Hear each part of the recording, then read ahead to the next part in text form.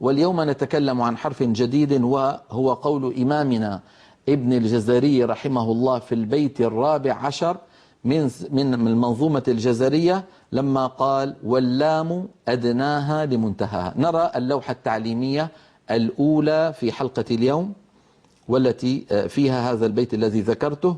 نرى على اللوحة الكلام المتعلق بالضاد في الدرس الماضي لما قال: لضراس من أيسر أو يمناها، ثم قال: واللام أدناها لمنتهاها، يعني أن اللام تخرج من أدنى حافة اللسان.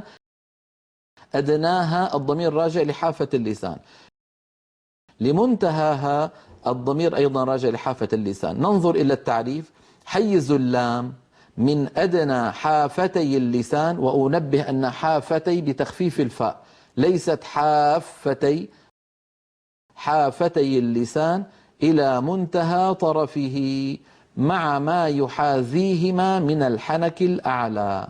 الصورة التي على اليمين تبين لنا كيف يكون شكل اللسان في الفم عند نطق اللام ال.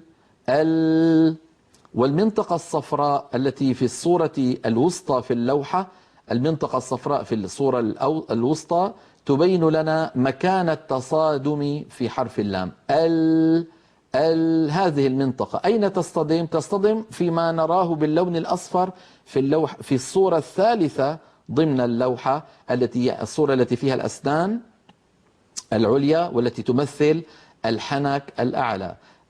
إذن منتهى أدنى الحافة إلى منتهاها من الطرفين يصطدم في تلك المنطقة من الحنك الأعلى. نعم. انظروا إلي بارك الله فيكم. لما يقول الإنسان فإن منطقة وسط اللسان تصبح مسدودة، لأن الصوت يخرج من هنا من القصبة الهوائية من الوترين الصوتيين، فلما يتابع طريقه الصوت يعني إلى الفم يجد هذه المنطقة قد صارت مسدودة التي رأيناها في اللوحة، فبعض الصوت ينحرف يمنة وبعضه ينحرف يسرة، ثم يتابع طريقه من الطرفين هكذا إلى خارج الفم. هذا أمر يتعلق بصفات الحروف، سوف يأتي معنا بإذن الله تعالى لما نتكلم على صفات الحروف. من الله هذه مفخمة. لا والليل إذا يغشى ولا، هذه اللام الأصل فيها أنها مرققة، لكن بعض العرب كانت تفخمها. متى تفخمها سيأتي معنا هذا إن شاء الله في الأبيات، ولكن من الآن نقول أن العرب تفخم اللام في لفظ الجلالة كلمة الله. كل القبائل العربية بإجماع تفخم اللام من لفظ الجلالة، يعني ما في قبيلة بتقول والله، تقول والله أو تقول الله الذي، ما أحد يفعل هذا، كلهم يقولون الله الذي. هذا إجماع من العرب في زمن النبوة، ونقل القرآن إلينا هكذا. إذا كان لفظ الجلالة مسبوقا بفتحة أو بضمة، الله أو من الله أو يقول الله، كل هذه الأمثلة وما شابهها اللام فيها مفخمة.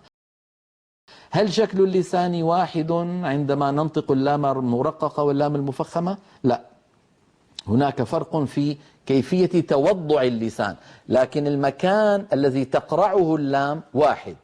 إذن نفرق في اللام المرققة والمفخمة بين أمرين: مكان قرع طرف اللسان لغار الحنك واحد، الله والليل المكان نفسه، لكن شكل اللسان مختلف. لعل اللوحة التالية التي نراها، يا ريت نشوف اللوحة، تبين لنا شكل اللسان في اللام المفخمة وهي الصورة التي في اليمين، وشكل اللسان في اللام المرققة وهي الصورة التي في اليسار. إذا نرى على اللوحة شكل اللسان عند نطق اللام المفخمة والمرققة. يصاحب اللام المفخمة تقعر لوسط اللسان وتضيق في الحلق بخلاف المرققة. انظروا بارك الله فيكم إلى الصورة التي في اليمين، تجدون عندما يقول الإنسان من الله الله، تجدون بأن اللسان قد تقعر في وسطه وارتفع آخره قليلا، وأن لسان المزمار رجع إلى الوراء قليلا. من الله، بخلاف لما نقول مثلا والليل إذا يغشى فلا نجد اللسان قد تقعر ذلك التقعر الذي نراه في الصورة اليمنى.